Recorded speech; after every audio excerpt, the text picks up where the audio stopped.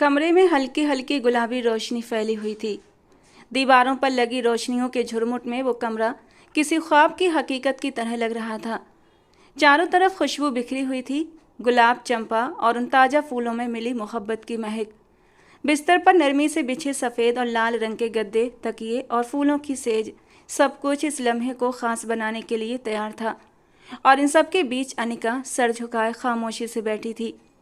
उसके हाथों पर लगी मेहंदी अब हल्के हल्के रंग बदल रही थी, मगर उसके दिल में एक तूफान सा मचा हुआ था। दिल की धड़कन जैसे हर लम्हा तेज होती जा रही थी। चेहरे पर हल्की सी मुस्कान थी, लेकिन आंखों की झुकी हुई पलकें उसकी घबराहट को छुपा नहीं पा रही थीं। वो शर्म के मारे कभी अपने दुपट्टे को सही करती, कभी उंगलियों पर बने फूलों वाले घेरे को देखती, कभी घूंघट के नीचे से दरवाजे की तरफ नजर डालती। ये शादी उसकी अपनी पसंद की थी। कितना मुश्किल था सब कुछ, माँ बाप को मनाना, भाइयों को समझाना और फिर खुद को इस रिश्ते के लिए तैयार करना। हर लम्हा जैसे एक आजमाइश था, लेकिन उसने हर कदम आरब के लिए उठाया था, उस शख्स के लिए जिसे वो दिल की गहराइयों से चाहती थी, जो उसकी हर बात पर हंस पड़ता था, जो उसकी हर खामोशी को समझ लेता था। आज वो लम्हा आ गया था जिसका दोनों ने एक दूसरे से वादा किया था। अनिका, अपनी शादी की रात हम दोनों सिर्फ अपने लम्हों को याद करेंगे। मैं तुम्हारे लिए गिटार लाऊंगा, तुम गाना गाओगी और मैं तुम्हारी आवाज़ सुनूंगा। तुम जब गुनगुनाती हो ना, दिल में एक सुकून सा उतर जाता है। और शादी की पहली रात मैं तुम्हारी सुरीली आवाज़ को अपने दिल में उतारना चाहता हूँ। हम नाचेंगे, बातें करेंगे, हंसेंगे और बहुत कुछ करेंगे, बस एक दूसरे के साथ रहेंगे।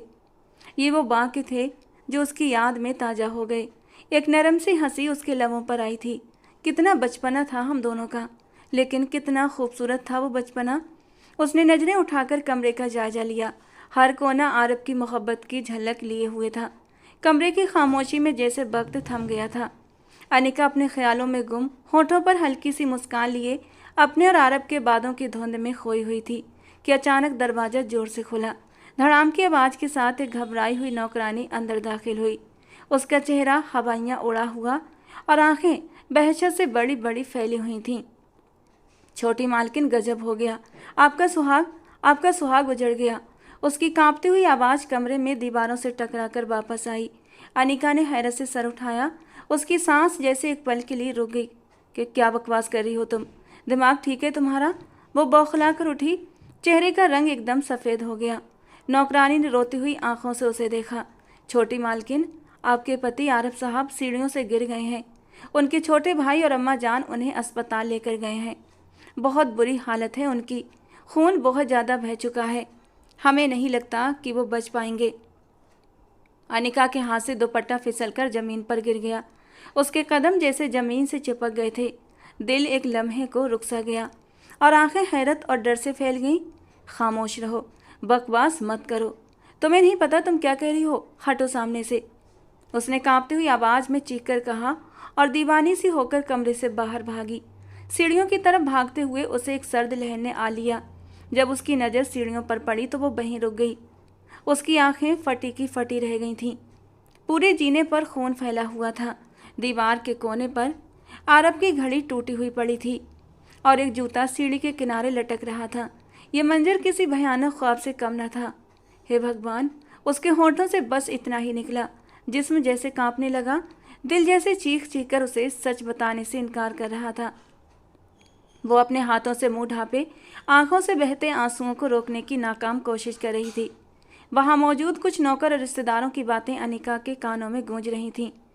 खून बहुत बह चुका है, सर पर चोट आई है, बहुत गहरी चोट, भगवान कृपा करे। आरब, वो पूरी ताकत से चिल्लाई थी, जैसे इस आवाज़ से वो समय को पीछे खींच लेना चाहती हो। मगर आवाज़ सिर्फ दीवारों से टकराई और फिर खामोश हो गई। अनिका की आंखों के सामने अंधेरा छाने लगा।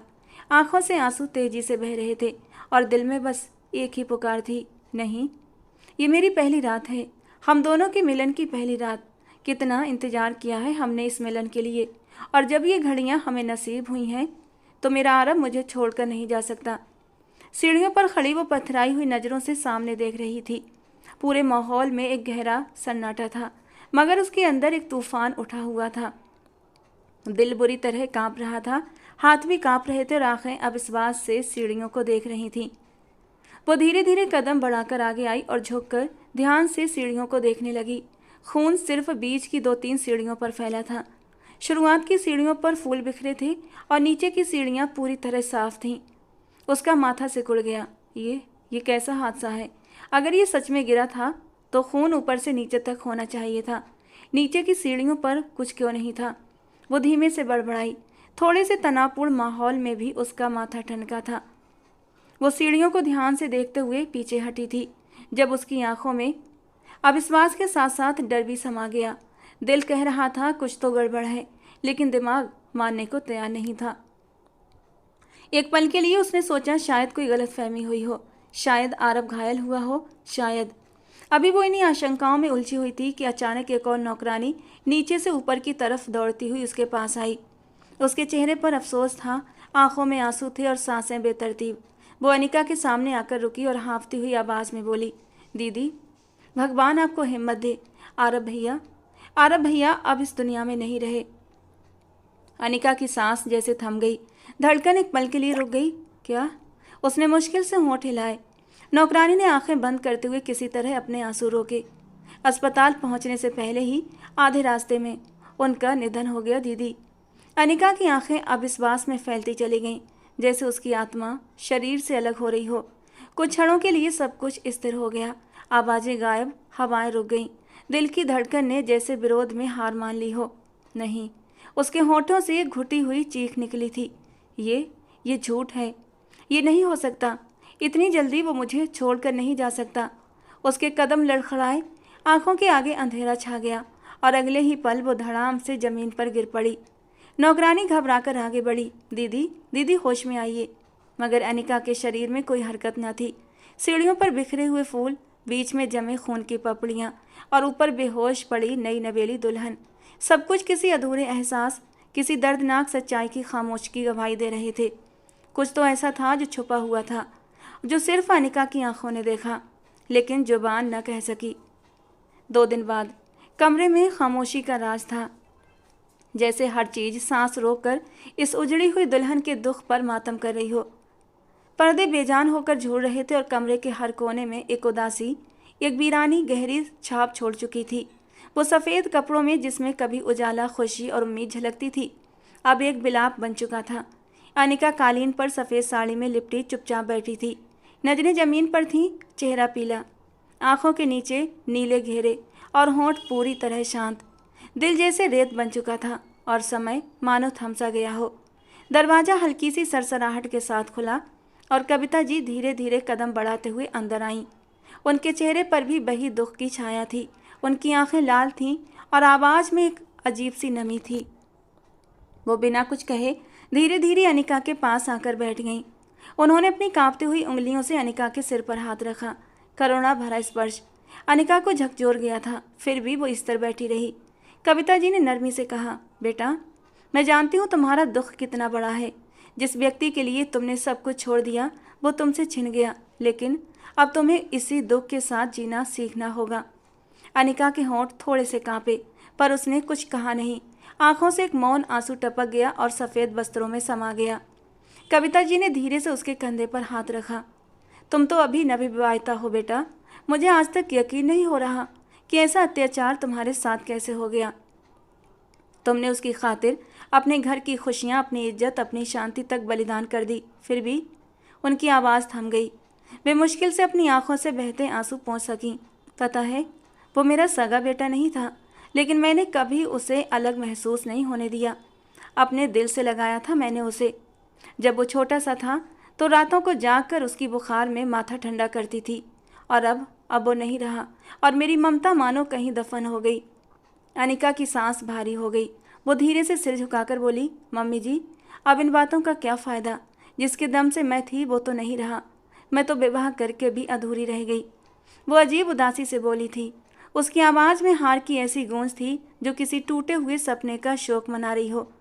कविता जी ने उसके हाथ थामे और धीरे से कहा, नहीं बेटा, तुम अधूरी नहीं हो। तुम वो रोशनी हो जो अब भी उसकी याद को जलाकर हमारे दिलों में उम्मीद रोशन रख सकती हो। तुम इस घर का आखिरी उपहार हो आरव की तरफ से। अनिका ने पहली बार नज़र उठाकर कविता जी की आंखों में देखा। वे आंखें जो पहले प्रेम से चमकती थीं अब दुख से भर चुकी थीं। एक मौन वादा दोनों के बीच हुआ, दुख बांटने का और आरब की याद को सम्मान से जीवित रखने का। कमरा खामोश रहा, लेकिन दिलों में एक नई लहर उठी, धैर्य की, बलिदान की और एक अधूरी कहानी के साथ जीने की। कमरे की हवा में अभी भी गहरी खामोशी थी, मानो समय भी कुछ पल के लिए थम गया हो। अनिका और कविता जी के बीच एक भारी खामोशी छा गई थी। बाहर आंगन में पेड़ की शाखाएं हल्की हवा में सरसराहट कर रही थीं और पक्षियों की मंद चहचहाहट कमरे की गंभीर हवा को छूने से रह गई थी। कविता जी ने गहरी सांस ली और अनिका के चेहरे की ओर देखा, जो अब भी झुका हुआ था। उनकी आंखों में बरसों का अनुभव, दुख और एक माँ का दर्द एक साथ झलक रहा था। वे कुछ पल अनिका की हालत को देखती रहीं, फिर नरमी से बोली, लेकिन बेटा, इस तरह भगवान की व्यवस्था से निराश नहीं होना चाहिए। ये सब सिर्फ और सिर्फ उसकी मर्जी से होता है। हम इंसान कुछ नहीं कर सकते, न किसी को बचा सकते हैं और न किसी को रोक सकते हैं। अनिका ने सिर हिलाया, जैसे भी शब्द उसके दिल से गुजरकर उसकी आत्मा तक पहुंच गए हों। कविता जी की आवाज़ में अब गंभीरता थी। मैं जानती हूँ बेटा, अभी सांत्वना ये बातें कोई मतलब नहीं रखती, लेकिन दुनिया के साथ जीना पड़ता है। कोई भी दुख हमें जीवन से आज़ाद नहीं करता। इंसान जिंदा रहता है और जीना भी उसी दुख के साथ सीख लेता है। उन्होंने उसका हाथ धीरे से थामा। अनिका ने फिर से नज़र उठाकर उन्हें देखा। उनकी आंखों में एक माँ का सच्चा दुख था। बेटा, मैं तुमसे एक बहुत ज़रूरी बात करने आई हूँ। थोड़ी देर में तुम्हारे माँ बाप तुम्हें लेने आएंगे। ये तो स्वाभाविक बात है, तुम उनके लिए भी बहुत प्यारी हो। लेकिन मैं चाहती हूँ कि तुम अपनी विधवा अवधि के दिन यहीं बिताओ, इसी कमरे में। कविता जी की आवाज़ थोड़ी रुकी, फिर धीरे से जारी रखते हुए बोली, और यही तुम्हारे लिए बेहतर होगा। तुम्हारे पति का कमरा है ये, उसकी हर सांस, हर याद यहीं पर बसी हुई है। मुझे लगता है जब तुम यहीं होती हो तो शायद उसकी आत्मा को भी शांति मिलती होगी। अनिका की आंखों में नमी आ गई। उसने धीरे से सिर हिलाया और नरम आवाज़ में बोली, हाँ मम्मी जी, मैं आपकी भावनाएं समझ रही हूँ। मेरा भी कोई इरादा नहीं है यहाँ से जाने का। मैं यहीं रहूँगी और ख़ुद को संभाल लूँगी, आप चिंता मत करें। कविता जी ने उसके चेहरे पर हाथ फेरते हुए कहा, तुम बहुत बहादुर हो बेटी, और मैं जानती हूँ तुम ये समय भी सह जाओगी। तुमने मेरी संतान के लिए अपनी दुनिया कुर्बान कर दी। अब मैं तुम्हें अपनी बेटी मानकर अपने सीने से लगाऊंगी। अनिका के होंठ कांपने लगे, आंखें भर आईं और वो कविता जी के सीने से लगकर रोने लगी। उस सीने में केवल सांस का नहीं, माँ का प्यार भी धड़क रहा था। बाहर आसमान पर सूरज की किरणें धीरे धीरे छनकर अंदर आ रही थीं, जैसे इस सहनशीलता, इस मौन दर्द और इस कोमलता पर ईश्वर भी अपनी रोशनी बिखेर रहा हो। अगले दिन दोपहर के समय लॉन्च का माहौल एक अजीब सी गंभीरता से भरा था। सूरज की किरणें खिड़की के पर्दों से छन छन कर अंदर आ रही थीं और कमरे में फैले शांति समय के थम जाने का एहसास दे रही थी। एक और कविता जी सोफे पर बैठी थीं, जिनकी आंखों में अभी भी गम की नमी थी। उनके सामने अनिका के माँ बाप बैठे थे, चेहरे पर चिंता की लकीरें और आंखों में अपनी बेटी के लिए दर्द झलक रहा था। अनिका की माँ ने एक पल का ठहराव लेने के बाद धीरे से कहा, कविता बहन, मुझे आपसे एक बहुत ज़रूरी बात करनी है। मैं जानती हूँ वक्त हमारे लिए कितना बेरहम रहा है, लेकिन मेरी बेटी अभी बहुत कम उम्र की है। उसकी ज़िंदगी अभी शुरू हुई थी और तकदीर ने उस पर विधवा होने का ठप्पा लगा दिया, लेकिन मैं उसे विधवा का जीवन नहीं देना चाहती। कविता जी ने चुपचाप उसे देखा। उनकी निगाहों में दुख के साथ साथ एक माँ का सम्मान भी था। अनिका की माँ ने बात जारी रखते हुए कहा, उन दोनों के बीच अभी कोई रिश्ता पूरी तरह नहीं बना था। शादी तो हुई थी, लेकिन उनका वैवाहिक संबंध पूरा नहीं हुआ था। ऐसे में विधवा के धार्मिक नियम भी मेरी बच्ची पर लागू नहीं होते। इसीलिए मैं चाहती हूँ कि अनिका को अपने साथ ले जाऊँ, ताकि वो इस माहौल से बाहर आ सके और हम उसकी दूसरी शादी करके उसे एक नई जिंदगी दे सकें। कविता जी ने धीरे से सिर हिलाया और उसकी ओर देखते हुए कहा, नहीं बहन, ऐसी बात मत करो। मैं जानती हूँ तुम्हारा दर्द क्या है, तुम्हारी चिंता भी सही है, लेकिन ये लड़की अब इस घर की बहू है। इसकी विदाई हो चुकी है। इसने मेरे बेटे के साथ शादी की है। मेरी मर्यादा, मेरे परिवार की इज्जत, मेरे घर की शांति इसी की मौजूदगी से है। उन्होंने एक गहरी सांस ली और नरमी से कहा, लेकिन मैं इसे ज़बरदस्ती रोक नहीं सकती, पर विधवा अवधि का सम्मान भी हमारी संस्कृति का हिस्सा है। अगर तुम इसे ले जाओगी तो ये घर तो और भी सुनसान हो जाएगा। आरब की यादें यहीं हैं, उसकी मौजूदगी की खुशबू, उसकी सांसों की महक इस कमरे में बसी है। और इस सब का एहसास केवल अनिका को है। उनके शब्द ख़त्म भी नहीं हुए थे कि अनिका चुपचाप सब सुनती हुई धीरे से बोली, जी माँ, मैं अभी यहीं रहना चाहती हूँ, मैं यहाँ से जाना नहीं चाहती। प्लीज़ कोई मुझे मजबूर न करे, मुझे अपने पति के घर में ही रहना है। उसकी आवाज़ में कंपन था, लेकिन लहजे में हिम्मत भी थी। मुझे यहाँ पर आरब की खुशबू महसूस होती है। मुझे लगता है अगर मैं यहाँ से चली गई तो शायद उसकी आत्मा भी बेचैन हो जाएगी। भगवान के लिए मुझे किसी तरह का दबाव मत दो। ये कहते हुए वो धीरे से अपनी जगह से उठी और सबकी निगाहें चुराती हुई धीरे धीरे अपने कमरे की ओर बढ़ गई।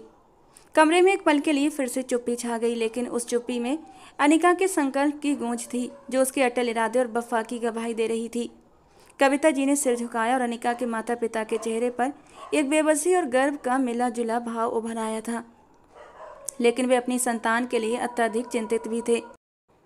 और फिर एक सप्ताह बाद रात के सन्नाटे में पूरे घर पर एक रहस्यमय सन्नाटा छाया था। घड़ी की सुइयां 3 बजे के नंबर को पार कर चुकी थीं जब अचानक अनिका की आंख खुल गई। गले में सूखापन महसूस हुआ, प्यास से जीभ तालू से चिपकने लगी। कमरे में अंधेरा था, केवल खिड़की से आती मंद चांदनी फर्श पर धुंधला सा प्रतिबिंब डाल रही थी। वो थोड़ा सा करवट बदल कर उठ बैठी, इर्द गिर्द नजर दौड़ाई। कमरा खाली था, शांत सुनसान। एक पल के लिए दिल में हल्की सी उलझन उठी, लेकिन प्यास की तीव्रता ने सभी सोचों पर काबू पा लिया। उसने चुपचाप पानी का खाली जग उठाया, धीरे से दरवाजा खोला और दबे कदमों से रसोई की ओर चल पड़ी। हर कदम पर फर्श की लकड़ी हल्की सी चरचराहट के साथ उस सन्नाटे को चीरती महसूस हुई। रसोई में पहुंचकर उसने जग में पानी भरा और जैसे ही वो पलटने लगी, एक साया अचानक सामने आकर खड़ा हुआ। वो घबरा गई और तुरंत अपने चेहरे पर घूंघट डाल लिया। दिल जोर जोर से धड़कने लगा। आप इस समय यहाँ क्या कर रही हैं? सामने खड़े आदमी की आवाज़ में हैरानी के साथ साथ एक अजीब सी जिज्ञासा भी थी। आरब का छोटा भाई आदबिक। अनिका ने नजरें झुकाए घबराए हुए लहजे में जवाब दिया, मैं पानी लेने आई थी, बस अब कमरे में जा रही हूँ। वो तेजी से कदम बढ़ाते हुए उसके पास से निकलने लगी, लेकिन उसी वक्त आदबिक ने उसका हाथ पकड़ लिया। वो एकदम साकित रह गई, जैसे जमीन पर जम गई हो। आंखों में डर की परछाइयाँ तैरने लगीं। पलटकर सख्त लहजे में बोली, हाथ छोड़ो मेरा, तुम्हारा दिमाग ठीक है? उसकी आवाज़ में आत्मसम्मान और गुस्से की कपकपी थी। आदबिक का चेहरा एक पल के लिए शर्मिंदगी के बादल से घिर गया था। उसने तुरंत ही उसका हाथ छोड़ दिया। नजरें चुराते हुए नरमी से बोला, बस एक बार मेरी बात सुन लो। मैंने कई बार कोशिश की है आपसे अपने दिल की बात करने की, लेकिन हर बार कोई ना कोई आपके करीब जरूर होता था। अनिका के कदम ठिठक गए। उसके दिल की धड़कन में एक नई उलझन ने जन्म लिया। धीरे से मुड़ी और आंखों में उलझन लिए उसे घूरने लगी। क्या मतलब? हवा में एक गंभीर सन्नाटा छा गया, जैसे वक्त भी उनके संवाद का इंतजार कर रहा हो। आदबिक ने सिर हल्का सा झुकाया, आंखों में हिचकिचाहट और दर्द के साथ कहा, मैं जानता हूँ कि ये बातें आपके लिए कितनी अपमानजनक और स्वीकार्य हैं। मुझे ये सब कहना भी नहीं चाहिए था, लेकिन दिल की ख्वाहिशों को दबाना मेरे बस में नहीं रहा। उसकी आवाज़ में टूटन और बेबसी थी, जैसे कोई कैदी अपनी जंजीरों को तोड़ने की कोशिश कर रहा हो। भाई की मौत हम सब के लिए बहुत बड़ा सदमा है, लेकिन मैं चाह कर भी अपने जज्बातों को काबू में नहीं रख पाता। उसकी बात काटते हुए उसने सख्त लहजे में कहा, क्या बात तुम्हारे काबू में नहीं है? आदबिक, मुझे उलझन में मत डालो। आदबिक ने फिर से सिर झुकाया और धीरे से मगर पक्के अंदाज में कहा, मैं तुमसे प्यार करने लगा हूँ। मैं चाहता हूँ तुम मेरी बन जाओ। मैं तुम्हें अपनी ज़िंदगी में शामिल करना चाहता हूँ। क्या तुम मुझसे शादी करोगी? अनिका की आंखों में गुस्सा, नफरत और हैरानी का सागर उमड़ रहा था। उसके दिल की धड़कन तेज हो गई, शरीर में एक आग फटने को थी। अचानक उसने एक जोरदार थप्पड़ मारा जो कमरे की चुप्पी को चीर गया। थप्पड़ की गूंज जैसे हवा में जोर से कड़की थी। आदबिक का चेहरा वहीं साकित रह गया जहां थप्पड़ लगा था। अनिका ने गुस्से से भरे लहजे में कहा, अगर तुमने कभी ये बात अपने मुंह से दोहराई तो मैं तुम्हारा मुंह नोच लूंगी। ये सब बकवास बंद करो, तुम्हारा ये बयान मेरे लिए असहनीय है। उसकी आवाज़ में ऐसी कड़वाहट थी कि सुनने वाला थर्रा उठता। वो चुपचाप अपने कमरे की ओर बढ़ गई। हर कदम में दबा हुआ गम और सख्ती साफ झलक रही थी। पीछे रह गया आदबिक, जो खुद को बेजुबान और अधूरा महसूस कर रहा था। उसकी आंखों में पछतावे और दर्द के निशान साफ नजर आ रहे थे। कमरे के दरवाजे के बंद होने की आवाज़ ने जैसे एक अध्याय बंद कर दिया हो और दोनों के बीच की दीवार और भी मोटी हो गई थी। बाहर रहने वाली हवा में अब निराशा, बेबसी और दिल टूटने की खुशबू घुल गई थी। आदबिक थोड़ी देर जमीन की तरफ देखता रहा, फिर धीरे धीरे कदम बढ़ाते हुए वहां से चला गया, अपने दिल की तन्हाई और ख्वाहिशों को दिल के अंदर कहीं दबाकर। लेकिन कोई नहीं जानता था ये बयान क्या तबाही मचाने वाला है। वक्त धीमी चाल से गुजर रहा था। कमरे की हल्की रोशनी में अनिका के चेहरे पर सुकून की एक गहरी झलक थी, मगर आंखों में अब भी गम के साए मंडरा रहे थे। उसके हाथों की हल्की हरकत से आपस में टकराकर एक मृदु आवाज़ पैदा कर रहे थे। अचानक कमरे का दरवाज़ा धीरे से खुला और कविता जी ने अंदर कदम रखा। उनकी आंखों में एक नरमी और हल्की सी चिंता झलक रही थी। अनिका ने देखा तो हल्की सी मुस्कान के साथ सिर हिलाया, जैसे दिल की गहराइयों से प्यार का पैगाम भेजा हो। कविता जी चुपचाप अनिका के पास जाकर कुर्सी पर ही बैठ गईं। एक पल के लिए दोनों की नज़रें मिलीं। फिर उन्होंने अचानक अनिका का हाथ थाम लिया। वो हाथ जो कई दुख सह चुका था, अब उनके हाथों में मजबूती और हिम्मत का स्रोत बन गया था। कुछ लम्हे भी चुप रहीं और कुछ देर बाद एक नरम मगर गहरी आवाज़ में कहा, जैसे तुम्हारी माँ ने कहा था कि ज़िंदगी बहुत बड़ी है और तन्हाई इंसान को मार देती है। मैं भी यही बात तुम्हें बार बार समझाती रहती हूँ। अनिका ने थोड़ी हैरानी से उनकी तरफ देखा। कविता जी ने अपनी बात जारी रखी, मैं चाहती हूँ कि तुम ये समझो कि मैं तुम्हें अपने दिल में इतनी मोहब्बत से रखती हूँ कि मैं शब्दों में बयान नहीं कर सकती। तुम मेरे लिए सिर्फ बहू नहीं बल्कि मेरी बेटी हो। मुझे पता है कि तुम्हारे माँ बाप तुम्हें अपने साथ ले जाएंगे, मगर मैं नहीं चाहती कि वो तुम्हें यहाँ से ले जाएं, कि तुम यहाँ से जाओ। अनिका के चेहरे पर नरमी की झलक आई, मगर उसकी आंखों में वही पुराने गम की परछाई थी। कविता जी ने धीरे से हाथ मजबूत किया, मैं चाहती हूँ कि तुम हमेशा मेरे साथ रहो, मेरे आरब की निशानी की तरह। तुम जानती हो वो तुम्हें कितना चाहता था। वो कई बार अपनी मोहब्बत का इजहार मुझसे कर चुका था, लेकिन मैं बेवकूफ़ थी जो समझ न सकी। अगर मैंने उसकी शादी पहले कर दी होती तो तुम पहले ही मेरे घर में होती और मेरे बच्चे की ज़िंदगी में खुशियाँ आ जाती। अनिका ने दुखी होकर कहा, मम्मी जी, आप ऐसी निराशाजनक बातें क्यों करती हैं? अगर आपके दिल में कुछ बात है तो आप मुझसे बात करें, मैं हूं ना, जो कुछ भी हो सके मैं आपके लिए कर सकती हूं। कविता जी की आंखों में नमी आ गई, मगर उन्होंने हिम्मत जुटाई और कहा, पहले वादा करो कि तुम मेरी बात ध्यान से सुनोगी और इनकार नहीं करोगी। अनिका ने बिना किसी हिचक के सिर हिलाया, मम्मी जी, मैं वादा करती हूँ। कविता जी ने अपने दिल की बात कहते हुए कहा, मैं जानती हूँ कि तुम्हारी ज़िंदगी में बहुत दुख है, मगर मैं चाहती हूँ कि तुम खुद को फिर से संवारो। ज़िंदगी ने हमें जो दर्द दिए हैं उनके सहारे हम नहीं चल सकते। तुम्हारे अंदर इतनी हिम्मत और ताकत है कि तुम दुनिया के हर दुख का सामना कर सको। अनिका ने उनके हाथ को थाम कर कहा, हाँ, मैं आपकी बात समझ रही हूँ, लेकिन प्लीज़ विस्तार से बताइए ताकि मुझे कोई दिक्कत ना हो। इस तरह पहेलियाँ मत बुझाएं। कुछ पलों बाद वो चुप रहीं, फिर उसे देखते हुए बोली, तुमने मुझसे वादा नहीं किया, बताओ क्या तुम मेरी बात मानोगी? क्या मुझे अपनी माँ मानती हो? वो थोड़ा हैरान हुई। उनकी हर पल बदलती हुई मुद्रा पर वो सचमुच हैरान थी, लेकिन फिर उन्हें देखते हुए बोली, हाँ, मैं बोल रही हूँ आपसे। जो मेरी ताकत में हो सकेगा वो मैं आपके लिए ज़रूर करूँगी। आप मुझे बताएं, आखिर वजह क्या है जो आप इतनी ज़्यादा मायूस दिख रही हैं और मुझसे क्या चाहती हैं? उसके जवाब पर वो कुछ पल चुप रहीं, फिर उसे देखते हुए बोली, अनिका, मैं तुमसे एक बात करना चाहती हूँ। उसने सिर को हल्की सी हलचल दी। वो आगे बोली, तुम मेरे दिल के बहुत करीब हो गई हो। इतने कम समय में ही मैंने तुम्हें अपनी आत्मा के भीतर जगह दे दी है। इसीलिए मैं चाहती हूँ सारा जीवन तुम मेरे साथ रहो। इसीलिए मैं चाहती हूँ तुम मेरे आद्विक से विवाह कर लो। उनकी आवाज़ में प्यार के साथ एक गंभीरता भी थी। वो तुमसे बहुत प्यार करता है। तुम्हारे लिए उसके दिल में इतनी चाह है कि वो तुम्हें पूरा हक देकर अपना मानने को तैयार है। अनिका ने आश्चर्य से आंखें बड़ी करके कहा, मम्मी जी, मैं जानती हूँ कि आद्विक मेरे बारे में कैसा महसूस करता है, लेकिन आप जानती हैं कि मेरा दिल सिर्फ आरब के लिए धड़कता है। मैं उसे पसंद करती हूँ और उसी के नाम पर बैठी रहना चाहती हूँ। कविता जी ने गहरी सांस ली और बोली, अनिका, मैं तुम्हारी इच्छाओं को समझती हूँ, लेकिन आद्विक के जज्बात भी कम नहीं है। वो तुमसे इश्क करता है, चाहे तुम विधवा हो, उसे इसकी कोई परवाह नहीं। वो तुम्हें फिर भी अपनाना चाहता है। सोचो वो तुमसे कितना प्यार करता है कि अपनी इच्छा दबाने की बजाय तुम्हारे लिए खुलकर बोलता है। अनिका की आंखों में आंसू आ गए, लेकिन उसने होंठ कस लिए। मम्मी जी, मुझे समझिए, मैं अभी किसी और से शादी के लिए तैयार नहीं हूँ। मेरा दिल अभी भी आरब के लिए धड़कता है। मैं आद्विक के लिए कुछ भी महसूस नहीं करती। कविता जी ने नरम लहजे में उत्साह से कहा, मैं नहीं चाहती कि तुम इस घर से दूर चली जाओ। ये घर तुम्हारा है और आद्विक तुम्हें अपनी खुशियों में शामिल करना चाहता है। ये सब तुम्हारे लिए बेहतर होगा। तुम्हें दुनिया की हर खुशी मिलेगी। मैं तुमसे तुम्हारी माँ की हैसियत से ये विनती करती हूँ, तुम प्लीज़ मेरे लिए ये कदम उठाओ। मैं तुम्हें खुश देखना चाहती हूँ। अनिका अपनी कुर्सी से उठते हुए बोली, प्लीज़ मम्मी जी, आप यहाँ से जाएं। मैं ऐसा कुछ नहीं करूँगी। मैं अपनी ज़िंदगी अपने तरीके से जीना चाहती हूँ। ये फैसला मेरा है और मैं किसी के दबाव में नहीं आ सकती। कविता जी ने प्यार भरे अंदाज में हाथ बढ़ाया। अनिका बेटी, तुम मेरे दिल की बात तो सुन लो। मैं तुम्हें मजबूर नहीं करना चाहती, बस तुम्हें समझाना चाहती हूँ कि यही तुम्हारे लिए बेहतर है। अनिका ने अपना चेहरा मोड़ लिया और कदम दरवाजे की ओर बढ़ाए। उसकी आवाज़ में अब थोड़ी कठोरता आई थी। मम्मी जी, मेरी इज्जत और मेरे जज्बात की कदर करें। मैं आपकी बात समझती हूँ, लेकिन मेरा फैसला बदलने वाला नहीं। प्लीज़ मुझे परेशान मत करें। कविता जी थोड़ी देर के लिए रुकीं, फिर गहरी सांस लेकर चुपचाप कमरे से बाहर चली गईं। कमरे में अनिका की धीमी धीमी सांसें सुनाई दे रही थीं।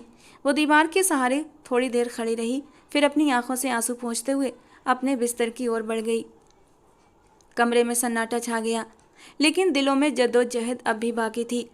वो रात का सन्नाटा था और दोनों के दिल एक दूसरे से अलग होते हुए भी प्रेम के बंधन में बंधे हुए थे। एक और उम्मीद की किरण, दूसरी ओर अनिश्चितता का बोझ। समय धीमी रफ्तार से गुजर रहा था। दोपहर के समय कमरे में हल्की सी रोशनी खिड़की से छनकर आ रही थी। अनिका एक और चुपचाप बैठी हुई आरब को ही याद कर रही थी। उसकी आंखें बंद थीं और चेहरे पर एक गहरी गंभीरता छाई हुई थी। कमरे का माहौल शांत था कि तभी अचानक दरवाज़ा जोर से खुला और एक नौकरानी घबराते हुए अंदर आई। बीबी जी, बीबी जी, उसकी आवाज़ में घबराहट साफ झलक रही थी। अनिका चौंक कर उठी। क्या हुआ? बीबी जी, आपकी सासू माँ की तबीयत अचानक से बहुत ज़्यादा ख़राब हो गई है। डॉक्टर को बुलाया है, मगर वे बार बार आपको ही पुकार रही हैं। नौकरानी ने एक ही सांस में सब कुछ कह दिया। ये सुनते ही अनिका घबरा उठी। उसने जल्दी से दुपट्टा ओढ़ा और चेहरे पर घूंघट डाल लिया। कदम तेजी से सीढ़ियों की ओर बढ़े। दिल में एक अजीब सी बेचैनी उतरती जा रही थी। लॉन्च पार करके वो उस कमरे की ओर बढ़ी जहाँ कविता जी इलाज करा रही थी। दरवाज़ा खोलते ही उसकी नज़र सबसे पहले आदबिक पर पड़ी, जो बिस्तर के एक तरफ बैठा अपनी माँ का हाथ थामे हुए था। उसकी नज़रें थकी हुई थीं मगर चिंतित थीं। अनिका ने अपना चेहरा और भी घूंघट में छिपा लिया और धीरे धीरे बिस्तर के करीब पहुंची। माँ की आंखें आधी खुली थीं, चेहरा पीला पड़ गया था और सांसें तेज थीं। मम्मी जी, उसने धीमी आवाज़ में पुकारा। कविता जी ने तुरंत उसकी आवाज़ पर आंखें खोल लीं और कांपते हाथों से उसका हाथ थाम लिया। अनिका मेरी बेटी, वे कमज़ोर सी आवाज़ में बोली, तुम आ गई हो? मैं तुम्हें ही पुकार रही थी। मम्मी जी, क्या हुआ? आप ठीक तो हैं? अनिका ने उनके हाथ को मजबूती से पकड़ लिया। दिल डर से भर गया था। कविता जी ने नकारते हुए सिर हिलाया। आंखों से आंसू बहने लगे। नहीं, मैं ठीक नहीं हूँ, और जानती हो क्यों? क्योंकि तुम मेरी बात नहीं मान रही। तुम क्यों मेरी इच्छा का सम्मान नहीं कर रही? तुम्हारे घर वाले जल्दी ही तुम्हें कहीं और ले जाएंगे और मैं तुम्हारे बिना नहीं जी सकती। अनिका। अनिका की आंखें नम हो गईं। वो उनके झुर्रियों भरे चेहरे को देखने लगी। मम्मी जी, भगवान के लिए मेरे हाल पर दया करो। मैं आरब के अलावा किसी को उसकी जगह नहीं दे सकती। मेरी आत्मा अभी भी उससे जुड़ी है। मैं किसी और के लिए नहीं बन सकती। कविता जी ने उसकी बात सुनते ही बच्चों की तरह रोना शुरू कर दिया। मैं तो सिर्फ इतना चाहती हूँ कि तुम सिर्फ मेरे पास रहो। मेरी दुनिया की आखिरी खुशी हो तुम। मैंने तुम्हें बेटी माना है, बहू से भी बढ़कर। अगर तुम चली गई तो ये घर, ये दिल सब खाली हो जाएगा। अनिका की पलकें भीग गईं, मगर उसने अपने हौसले पर काबू रखा। मम्मी जी, मैं कहीं नहीं जाऊंगी। मैं यहीं रहूंगी आपके पास। लेकिन प्लीज़ मुझे मजबूर न करें। आरब की जगह कोई और नहीं ले सकता। कविता जी ने उसका हाथ और मजबूती से थाम लिया, लेकिन उनकी सिसकियां कम नहीं हुईं। कमरे का माहौल भारी हो गया था। एक माँ के टूटे दिल और एक विधवा के जख्मी जज्बातों का टकराव आंसुओं की शक्ल ले चुका था। बाहर सूरज चमक रहा था, लेकिन इस कमरे में केवल एक ठंडी उदासी बसी हुई थी। जैसे ही कविता जी की सिसकियां कुछ थमी, अचानक आदमी की आवाज़ ने सन्नाटा तोड़ दिया। उसकी आवाज़ में बेसहारा अपनापन और विनती एक साथ झलक रही थी। प्लीज़ राजी हो जाओ। ये सिर्फ मेरे दिल का सवाल नहीं, ये मेरी माँ की ज़िंदगी का सवाल बन चुका है। वे दिन ब दिन टूटती जा रही हैं। अगर तुमने इनकार किया तो शायद वे इस सदमे को सहन न कर पाएं। अनिका ने एक पल के लिए आंखें बंद कर लीं। उसकी सांसें जैसे थम सी गईं। दिल की दीवार पर आरब की यादों की परछाइयाँ फैल गई थीं, लेकिन कविता जी की आंखों में बसी वो ममता और दर्द भी उसका दिल नरम कर रहा था। कुछ पलों बाद उसने नज़रें उठाकर आदविक की ओर देखा। ठीक है, लेकिन मुझे तुमसे अलग होकर कुछ बात करनी है। आदविक ने तुरंत सिर हिलाया, जैसे वो पहले से इस बात के लिए तैयार हो। आइए हम लॉन्ज में बात कर लेते हैं। उसके लहजे में गंभीरता थी, एक अजीब सी नरमी और उम्मीद का मेल। अनिका ने चुपचाप सिर हाँ में हिलाया और घूंघट संभालते हुए उसके साथ लॉन्च की ओर कदम बढ़ा दिए। दोनों के कदम धीरे धीरे सीढ़ियां उतरते रहे, जैसे हर सीढ़ी उनके बीच की दूरी को थोड़ा थोड़ा कम कर रही हो। लॉन्ज में पहुंचकर वे दोनों सोफे के दो किनारों पर बैठ गए। कमरे में गहरी चुप्पी छा गई, केवल घड़ी की टिक टिक सुनाई दे रही थी। अनिका ने कुछ पल आदमी की ओर गौर से देखा, उसकी आंखों में छिपी बेचैनी साफ झलक रही थी। फिर उसने गहरी सांस ली और बेबसी से बोली, अगर मैं इस रिश्ते के लिए हाँ कहूँ तो मेरी कुछ शर्तें होंगी। आद्विक ने तुरंत सिर उठाकर उसे देखा। जी हाँ, शर्तें। अनिका का लहजा सपाट था, मगर लहजे में नरमी भी थी। अगर तुम इन शर्तों का सम्मान करते हो तभी ये रिश्ता संभव है। मैं किसी भावनात्मक बोझ या मजबूरी में नहीं, बल्कि होशो हवास में फैसला लेना चाहती हूँ। आद्विक का चेहरा एक पल में गंभीर हो गया। उसने हाथ सीने पर रखे और नरमी से बोला, मुझे आपकी सभी शर्तें मंजूर हैं। आप सिर्फ हुक्म करें। आप जो चाहें, जैसा चाहें वैसा ही होगा। मेरे लिए आपकी खुशी, आपकी रजा सबसे महत्वपूर्ण है। कमरे में एक पल के लिए खामोशी छा गई, मगर उस खामोशी में विश्वास की एक नई नींव रखी जा रही थी। एक ऐसा फैसला जो कई जिंदगियों का रुख बदलकर रख देने वाला था। अनिका ने उसके चेहरे को देखा और पहली बार एक हल्की सी थकी थकी सी सांस भरी, जैसे दिल के किसी कोने में बोझ बैठा थोड़ा थोड़ा हल्का हुआ हो। उसने धीरे से आदमी की तरफ देखा, फिर सिर को हल्का सा झुकाकर बोली, मेरी पहली शर्त यह है कि मैं कभी भी पत्नी का वो हक अदा नहीं कर पाऊंगी जो एक पति का हक होता है। इसीलिए आप मुझसे परहेज करें, मुझसे दूर रहें। हम दोनों हालांकि एक ही कमरे में होंगे, लेकिन हमारे बीच अनजानी दूरी बनी रहेगी। मैं आरब को चाहती हूँ और शायद हमेशा चाहती रहूँगी। उसकी जगह मैं किसी और को अपनी ज़िंदगी में शामिल नहीं कर सकती। ये शादी सिर्फ और सिर्फ आपकी माँ की खातिर होगी। मैं आपके जज्बातों को कभी सुकून देने का सामान नहीं बन सकती। आदमी के चेहरे पर एक पल के लिए दर्द की लहर उभरी, लेकिन उसने सब्र का दामन नहीं छोड़ा। दिल की टूटती हुई तारों को थामते हुए वो धीरे से बोला, मैं आपसे प्यार करता हूँ। जैसी आप हैं, जैसी भी हैं, मुझे स्वीकार है। अगर यही जहर है तो मैं खुशी से पी जाऊँगा। मैं आपके वजूद से नहीं, आपकी आत्मा से मोहब्बत करता हूँ। आपकी हर शर्त मेरे लिए काबिल कबूल है, चाहे वो कितनी भी कड़ी क्यों ना हो। वो बेहद गंभीरता से बोला था और नजरें अब भी झुकी हुई थीं। अनिका ने हल्का सा सिर झुकाया, जैसे उसकी बात ने कुछ पल के लिए दिल की तहों को छू लिया हो। फिर उसने अगली बात कही, शर्त नंबर 2, आप मुझ पर किसी भी तरह की पाबंदी नहीं लगाएंगे।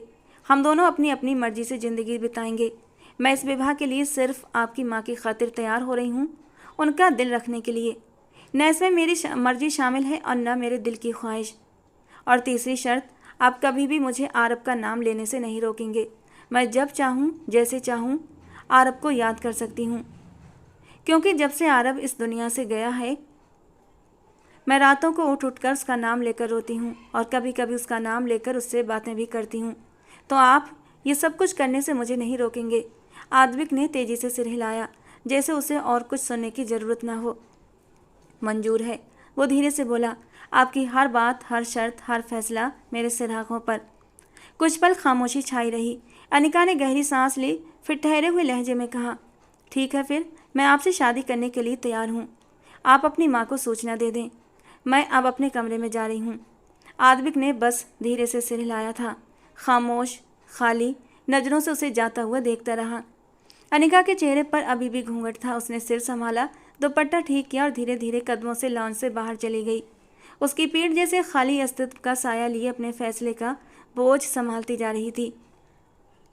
आद्विक अपनी जगह स्थिर बैठा रहा, उस खामोश हाँ की गूंज में जो शायद एक नए दर्द की शुरुआत थी। 4 महीने बाद लॉन्ज में आज एक खास खामोशी छाई हुई थी। सोफे, कुर्सियाँ, कालीन, सब कुछ जैसे साधारण मगर गरिमामय इंतजाम में डूबा हुआ था। अनिका के चेहरे पर आज भी वही गहरी उदासी थी। चेहरा घूंघट से ढका हुआ, नजरें झुकी हुई और दिल में एक तूफान मचा हुआ था। दिल अभी भी उस दर्द के सहरा में भटक रहा था, जहां आरब की यादें हर मोड़ पर इंतजार करती थीं। बहुत ही सादगी से आद्विक और अनिका की शादी हो गई। कुछ चेहरों पर शांति थी, कुछ पर उदासी और कुछ पर बेआवाज़ चिल्लाहट। जिंदगी ने एक नया मोड़ ले लिया था, चाहे दिल अभी भी पिछले मोड़ पर रुका हो। समय धीरे धीरे बीत रहा था। कमरे में हल्की सी मंद रोशनी थी। दीवार पर लगी घड़ी की टिक टिक और बाहर से आती हवा की सरसराहट माहौल में एक अजीब खामोश की गूंज पैदा कर रही थी। शादी की पहली रात से ही दोनों ने एक कमरे में रहना शुरू कर दिया था, लेकिन बिस्तर दोनों के अलग अलग थे। आद्विक ज़्यादातर कमरे से लगे स्टडी रूम में सोया करता था और अनिका बेड पर सोती थी। 7 दिन हो चुके थे दोनों की शादी को, लेकिन हर पल सदियों जितना भारी था।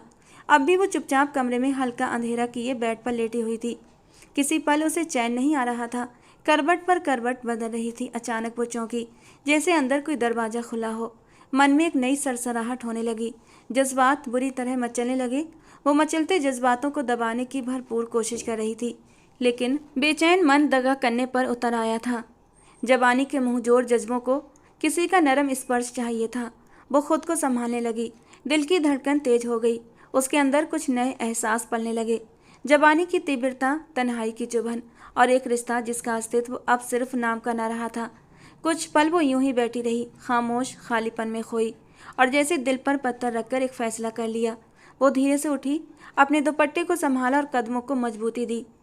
उसका दिल कह रहा था, अब जिंदगी को यहीं रोक कर नहीं रखा जा सकता। शायद अब समय था इस रिश्ते को स्वीकार करने का, अपनी आत्मा को फिर से जिंदा करने का। 7 दिन लगे थे, लेकिन अब वो अपने रिश्ते को अहमियत देने लगी थी, उसे समझने लगी थी। कमरे से निकलकर वो चुपचाप कदमों से आद्विक के कमरे की ओर बढ़ी थी। दिल में एक अजीब सी कसक थी, लेकिन चेहरे पर शांति थी, जैसे अंदरूनी तूफान को हरा दिया हो। वो रिश्ते की शुरुआत चाहती थी। वो एक जवान लड़की थी। उसने लाख खुद पर पहरे बिठाए, लेकिन बिठा न सकी। दिल बुरी तरह किसी की मजबूत बाहों के लिए मचलने लगा। उसे अपनी ज़रूरत महसूस हुई, और वो ज़रूरत केवल एक पति ही पूरी कर सकता था।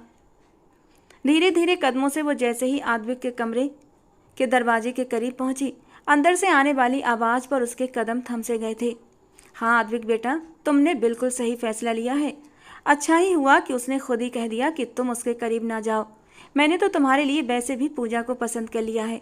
अरे मेरी सहेली की बेटी भली है, संस्कारी है, खूबसूरत है, और सबसे बड़ी बात यह कि वो एक पूरी लड़की है। इसकी तरह मनहूस विधवा नहीं है। जिंदगी जीने की इच्छा रखती है। बस ये कहानी ख़त्म हो तो मैं तुम्हारा विवाह पूजा से कराऊंगी। ये शब्द जहर की तरह उसके अस्तित्व में घुलने लगे। हैरानी से माथे पर बेमकसद लाइनें पड़ गईं। वो औरत जो कल तक उसकी मोहब्बत में पागल हो रही थी, अब उनके शब्द सुनकर अपने कदमों के नीचे से जमीन खिसकती हुई महसूस हो रही थी। वहीं दरवाजे के पास खड़ी स्थिर, जैसे कदम जमीन में धंस गए हों। वो समझने की कोशिश कर रही थी कि जो फैसला उसने खुद को तोड़कर लिया था वो सिर्फ उसकी खुद की ज़िंदगी तक सीमित था। उसके एहसास, उसकी उलझन, उसका संयम, सब व्यर्थ। तभी अचानक दरवाज़ा खुल गया, हल्की सी चरचराहट के साथ। जब आद्विक ने दरवाज़ा खोला तो सामने अनिका को देखकर एक पल के लिए चुप हो गया। पीछे कविता जी भी स्थिर हो गईं, जैसे किसी को चोरी पकड़ ली गई हो। दोनों के चेहरों पर हैरानी और शर्म की मिलीजुली लहर दौड़ गई। अनिका ने निगाहें नहीं उठाई और ना ही कुछ कहा। वो बस कुछ पल के लिए वहीं खड़ी रही और फिर चुपचाप वापस मुड़ गई। उसकी चाल अब पहले से ज़्यादा गंभीर थी, जैसे हर कदम एक फैसला था, हर सांस एक ताना और हर धड़कन एक हार। जिंदगी उसे फिर से एक नए मुकाम पर लाकर खड़ा कर चुकी थी, लेकिन इस बार वो कमज़ोर नहीं थी। वो टूट कर भी संभलने की हिम्मत रखती थी, लेकिन फिर भी वो परेशान थी, उलझी हुई थी। इन बातों का मकसद वो बिल्कुल समझ नहीं पाई थी। वक्त तेजी से गुजर रहा था। रात अपनी पूरी अंधकारता के साथ हर चीज़ को अपनी गोद में समेट चुका था। पूरा घर गहरी खामोशी में डूबा था। खिड़की के शीशों से चांद की मध्यम रोशनी धीरे धीरे अंदर आ रही थी, जो अब कमरे के फर्श पर सफ़ेद चादर की तरह बिखरी हुई थी। कमरे में आधी अंधेरी छाया थी। सिर्फ साइड टेबल पर रखा लैंप हल्की पीली रोशनी फैला रहा था। अनिका नरम सफ़ेद बिस्तर पर गहरी नींद में डूबी थी। उसका चेहरा सुकून की तस्वीर लग रहा था, जैसे उसने एक पल के लिए दुनिया की सारी फिक्रें भुला दी हों। वो करवट लेकर सो रही थी। उसके चेहरे पर फैली खामोशी बेहद मासूम और नाजुक सी थी कि तभी कमरे का दरवाज़ा बहुत धीरे से खुला था। कोई आहट नहीं हुई, जैसे हवा ने दरवाज़ा सरकाया हो। आद्विक चुपचाप कदम बढ़ाते हुए धीरे धीरे अंदर आया था। उसके चेहरे पर गंभीरता छाई हुई थी, निगाहें किसी और ही ख्याल में डूबी थीं। उसके हाथों में एक लाल रंग का फोल्डर था, जिसमें कई महत्वपूर्ण कागजात रखे हुए थे। ये कागजात मामूली नहीं थे।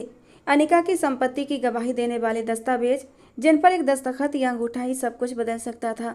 आदविक की नज़र अनिका पर पड़ी, जो आराम से सो रही थी। एक पल के लिए वो रुक गया, चेहरे को देखा, जैसे दिल में कुछ बेचैनी से उठी, लेकिन तुरंत ही उसने नजरें हटा लीं। वो धीरे धीरे उसके बिस्तर की ओर बढ़ा था। कदम बहुत हल्के से, नरम से थे। आवाज़ नहीं थी। वो जानता था अगर अनिका जाग गई तो ये काम पूरा नहीं हो सकेगा। उसने जेब से एक छोटी सी टॉर्च निकाली और कागजात निकाल कर मेज पर फैला लिए। ये सब जायदाद की मालिकाना हक से जुड़े थे। एक तरफ अनिका के पिता की तरफ से उसके नाम की गई जमीनों का विवरण, दूसरी तरफ आरब की तरफ से मौत से पहले अपनी पत्नी के नाम की गई संपत्ति का पूरा रिकॉर्ड। हर पन्ने पर अनिका के अंगूठे की जरूरत थी। वो मेज से अंगूठे का स्टैम्प पैड निकाल लाया। अनिका का हाथ धीरे से थामा, जैसे किसी मूर्ति को छू रहा हो। उसकी नींद गहरी थी। एक पल के लिए भी उसने पलकों को नहीं झपकाया। आदविक ने बड़ी निपुणता से उसके अंगूठे को स्टैम्प पर रखा, फिर हर जरूरी पन्ने पर क्रमवार अंगूठा लगाता गया। चेहरे पर किसी प्रकार के संदेह की झलक तक नहीं थी, जैसे ये सब पहले से तय हो। जब आखिरी कागज पर भी निशान पूरा हो गया तो उसने फिर से उसका हाथ धीरे से वैसा ही रखकर सीधा कर दिया। एक बार फिर अनिका के चेहरे को देखा, जो अभी भी नींद में बेखबर था। एक पल के लिए कुछ कहने के लिए होंठ खोलने ही वाली थी वो, पर फिर चुपचाप पीछे हट गई। कागजात वापस फोल्डर में रखे और धीरे धीरे कदम बढ़ाकर वो दरवाज़ा खोलकर बाहर निकल गया। कमरा फिर से खामोश हो गया, जैसे कुछ हुआ ही ना हो। बस चांदनी की रोशनी अब कुछ और मंद लग रही थी और नींद की चादर में लिपटी अनिका किसी अनजाने सौदे की बेखबर गवाह बन चुकी थी। धूप की सुनहरी किरणें लॉन की घास पर छन छन कर पड़ रही थीं। हवा में हल्की ठंडक और फूलों की खुशबू घुली हुई थी। अनिका सफ़ेद शिफॉन की हल्की चादर ओढ़े एक आरामदायक कुर्सी पर बैठी चुपचाप आसमान को ताके जा रही थी। वो अजीब सी बेचैनी और खलिश के हाल में थी। दिल के अंदर कोई ऐसी कमी थी जो शब्दों में बयान नहीं हो सकती थी। जिंदगी मानो एक बंद कमरे की तरह हो गई थी, जिसमें न रोशनी की गुंजाइश थी और ना ही हवा का कोई झोंका। उसी वक्त एक नौकर झिझकते हुए उसके पास आया, सिर झुकाए सम्मान से बोला, बीबी जी, बाहर कोई आपका दोस्त आपसे मिलने आया है। अनिका चौंक कर उसे देखने लगी। माथे पर बल आ गए। मेरा कोई दोस्त? ये कैसे संभव है? उसने उलझे हुए अंदाज में कहा। नौकर ने नजरें झुकाकर नरमी से जवाब दिया, जी बीबी जी, वो बहुत जोर दे रहा है, कहता है आपसे ज़रूरी बात करनी है। अनिका के दिल में बेचैनी की एक नई लहर दौड़ गई। वो धीरे से उठी, चादर को संभाला और तेज कदमों से बाहर की ओर बढ़ गई। आंगन के दरवाजे पर पहुंचते ही उसकी नज़र एक अनजान युवक पर पड़ी, जो बड़े आत्मविश्वास से खड़ा था। उन काली आंखों में अजीब सी पहचान लिए वो तुरंत आगे बढ़ा। आपने मुझे पहचाना? युवक ने खुशी से पूछा। अनिका उलझन में सिर ना में हिला गई। नहीं, मैं आपको नहीं जानती, उसके होठों से बेख्तियार निकला था। वो अभी और कुछ भी कहने वाली थी कि पीछे से तेज कदमों की आहट सुनाई दी। आदमी अपनी जगह गुस्से से भरा हुआ दरवाजे से पिरकट हुआ और उस युवक को कड़क नज़रों से घूरते हुए चिल्लाया, कौन हो तुम और यहाँ क्या कर रहे हो? वो युवक तुरंत बोल उठा, मुझे इन्होंने बुलाया है। इन्होंने खुद कहा था कि ये मुझसे मिलने आएंगी। अनिका का रंग फीका पड़ गया। वो तेज लहजे में बोली, क्या बकवास कर रहे हो? मैंने तुम्हें कब बुलाया? क्या तुम? लेकिन युवक अपनी बात पर अड़ा रहा। मैं झूठ नहीं बोल रहा। आपने खुद मुझसे कहा था कि मैं आपका दोस्त हूँ। आपको मेरी दोस्ती पसंद है और आप मेरे घर आए। ये सुनते ही आदमी का गुस्सा आसमान छूने लगा। वह पलकों के झपकते ही उस लड़के की तरफ भागा, उसका गला पकड़कर जोर से झंझोड़ने लगा। दफा हो जाओ यहाँ से, वरना मैं तुम्हारी हड्डियाँ तोड़ दूंगा। वो जोर से दहाड़ा। आंखों में एक आग सी लपकी। वो युवक घबराकर पीछे हट गया और तेजी से दरवाजे की तरफ भाग गया। आदविक ने गहरी सांस ली, फिर अपनी पत्नी की ओर मुड़ा, जो स्थिर खड़ी थी। उसकी आंखों में बेबसी और डर एक साथ था। आदविक ने उसे खूंखार नज़रों से घूरते हुए कहा, और तुमसे तो मैं बाद में निपटूंगा। तुम्हारा इलाज अब बहुत अच्छे से करना पड़ेगा। अनिका अनायास ही एक कदम पीछे हट गई, जैसे इस वाक्य ने उसके अंदर की सारी उम्मीदें फिर से तोड़ दी हों। वो अंदर आई तो कविता जी बाहर लॉन्ज में ही खड़ी थीं। अरे ये क्या शोर कर रखा है तुम लोगों ने बाहर? माँ देख ले इस औरत को, क्या गुल खिलाती फिर रही है। मुझे अपने करीब नहीं आने देती, कहती है आरब का हक किसी और को नहीं दे सकती। अब मुझे समझ आया कि ये मुझे करीब क्यों नहीं आने देती, क्योंकि ये तो अपनी ज़रूरतें कहीं और से ही पूरी कर लेती है। ये बदकिरदार औरत है। ये कहते हुए आदविक ने आगे बढ़कर उसके मुंह पर एक थप्पड़ मारा था। फिर से एक बार कमरे में सन्नाटा छा गया, लेकिन अब ये सन्नाटा किसी तूफान के आने की आहट था और फिर सच में उसने इलाज कर दिया। अगले ही दिन उसे घर से निकाल दिया गया। कमरे की खामोश हवा में केवल दीवार पर टिक टिक करती घड़ी की आवाज़ सुनाई दे रही थी। पर्दे आधे खुले थे और शाम की मध्यम रोशनी कमरे में एक गंभीर उदासी फैला रही थी। अनिका सोफे पर गुमसुम बैठी थी। उसकी आंखें लाल थीं और चेहरा भी पीला पड़ चुका था और आंसू उसके गालों पर सूख चुके थे। वो मानो पत्थर बन चुकी थी। सांसें चल रही थीं लेकिन जिंदगी कहीं दूर छूट गई थी। इस अचानक हुई घटना पर वो हैरान थी। उस अजनबी लड़के का अचानक आना और फिर उसका निकाल दिया जाना, ये सब कुछ उसे स्तब्ध कर देने वाला था। वो अपने विचारों में खोई हुई थी कि अचानक दरवाज़ा खुला और उसकी एक कजिन आशा अंदर आई। अनिका ने चौंक कर नज़रें उठाईं और जैसे ही आशा की नज़र उस पर पड़ी वो तुरंत दौड़ी और उसे ज़ोर से गले लगा लिया। अनिका, वो सिसकते हुए रोते हुए बोली थी, क्या सुन रही हूँ मैं? मामी से पता चला तुम घर वापस आ गई हो। ये क्या हो रहा है तुम्हारे साथ? अनिका की आंखों में फिर से आंसू आ गए। उसने खुद को संभालते हुए कहा, मुझे खुद समझ नहीं आ रहा आशा, उन्होंने मेरे साथ ऐसा क्यों किया? मैंने उनका क्या बिगाड़ा था? आशा ने नरमी से उसे बिठाया और उसके कंधे पर हाथ रखते हुए गंभीरता से पूछा, तुम्हें याद है ना, तुमने एक बार बताया था कि तुम्हें शक है कि आरब की हत्या की जगह वो सिर्फ सीढ़ियों के बीच वाले हिस्से पर खून था। क्या तुमने इस बात पर फिर से कभी सोच विचार की थी? अनिका ने थकी हुई आवाज़ में सिर हिलाया। नहीं, उस वक्त मैं सदमे में थी, सोचने समझने की हालत में नहीं थी। आशा ने एक पल के लिए चुप्पी साधी, फिर गहरी निगाहों से उसे देखते हुए बोली, और एक बात बताओ, तुम्हारे पति यानी आरब ने जो जायदाद तुम्हें दहेज में दी थी वो अब कहाँ है? तुमने चेक किया कि वो फाइलें किसके पास हैं? अनिका कुछ देर सोचती रही और फिर धीरे से बोली, सारी जायदाद मेरे नाम हो गई थी। हाँ, मगर मैंने कभी उन फाइलों को नहीं देखा। मुझे नहीं पता कि वे अब कहाँ हैं। आशा की आंखों में अचानक एक चमक आ गई, जैसे किसी खतरे की पुष्टि हो गई हो। वो धीरे से बोली, न जाने क्यों मुझे लगता है कि तुम्हारे ससुराली ही आरब के असली कातिल हैं। उन्होंने बड़ी चालाकी से तुमसे शादी की, जायदाद अपने कब्जे में की और अब तुम्हें बदनाम करके निकाल दिया। अनिका ने हैरानी से उसे देखा। दिल में एक डर सा उठा। क्या सच में? उसकी आवाज़ कांप रही थी। आशा ने अपने पर्स में हाथ डाला और एक कार्ड निकाल कर उसके सामने रखा। ये इंस्पेक्टर सागर आहूजा का कार्ड है। मैं उन्हें व्यक्तिगत रूप से जानती हूँ। तुम एक बार जाकर उनसे मिलो, अपनी कहानी उनके साथ साझा करो। यकीन करो वो तुम्हारी मदद जरूर करेगा। अनिका ने कांपते हाथों में कार्ड लिया। उसकी आंखों में एक नई उम्मीद की चमक जागी। शुक्रिया आशा, अब मुझे सच सामने लाने के लिए किसी की ज़रूरत है। कमरे में फिर से खामोशी छा गई, लेकिन अब ये खामोशी निराशा की नहीं बल्कि एक नई शुरुआत की आहट थी। लॉन्च की शांति को घड़ी की लगातार टिक टिक की आवाज़ें तोड़ रही थीं। छत से लटकता हुआ फानूस हल्की रोशनी दे रहा था, जिसकी मध्यम पीली पीली चमक ने माहौल को और भी गंभीर बना दिया था। सोफे पर सादा सूट पहने, दुपट्टा सही ढंग से संभाल कर बैठी वो महिला, चेहरे पर शांति थी मगर आंखों में अनकही कई बातें थीं। कुछ क्षणों बाद दरवाज़ा खुला और इंस्पेक्टर सागर अंदर आए। मध्यम कद, कठोर चेहरे और गहरी आंखों वाले ये व्यक्ति बहरहाल कड़क दिखते थे, मगर उनकी आंखों में साफ गोई और ईमानदारी का प्रतिबिंब था। वे धीरे धीरे आगे बढ़े, औपचारिक हेलो किया और सामने वाले सोफे पर बैठ गए। अनिका सिंह, उन्होंने फाइल खोलते हुए कहा और वो चुपचाप हाँ में सिर हिला गई। सागर ने सवालिया निगाहों से उसे देखा। मैं चाहता हूँ कि आप मुझे पूरी तरह से सच्चाई बताएं। आप और आदविक के बीच रिश्ता कैसा था? संबंध कैसे थे? सामान्य थे? वो कुछ देर चुप रही, फिर गहरी सांस लेकर बोली, हमारे बीच रिश्ता वो तो कभी बना ही नहीं इंस्पेक्टर साहब। हम एक छत के नीचे जरूर रहे, लेकिन एक दूसरे के लिए पूरी तरह अजनबी थे। मैंने खुद रिश्ता जोड़ने की कोशिश की थी, लेकिन उसकी आवाज़ कांप उठी। उन्होंने खुद कहा था कि वो मुझसे कोई संबंध नहीं रखना चाहते। वे हमेशा चुप हो जाते थे। सागर ने ध्यान से उसका चेहरा देखा, फिर नोटबुक में कुछ लिखा और आगे पूछा, और वो लड़का जो कुछ दिन पहले आपसे मिलने आया था, क्या आप सच में उसे नहीं जानती थीं? नहीं, बिल्कुल नहीं। मैंने कभी उसे देखा नहीं और ना ही कोई रिश्ता रहा उससे। ये सब एक सोची समझी साजिश लगती है। सागर ने फाइल बंद करके सामने रख दी और गंभीरता से बोले, मैंने आपके मामले की गहन जांच की है। तुम्हारी वो जायदाद जो तुम्हारे पिता ने तुम्हारे नाम की थी और वो जो तुम्हारे स्वर्गीय पति आरब ने अपनी ज़िंदगी में तुम्हारे हवाले की थी, वो सब अब तुम्हारी सास के नाम पर ट्रांसफ़र हो चुकी है।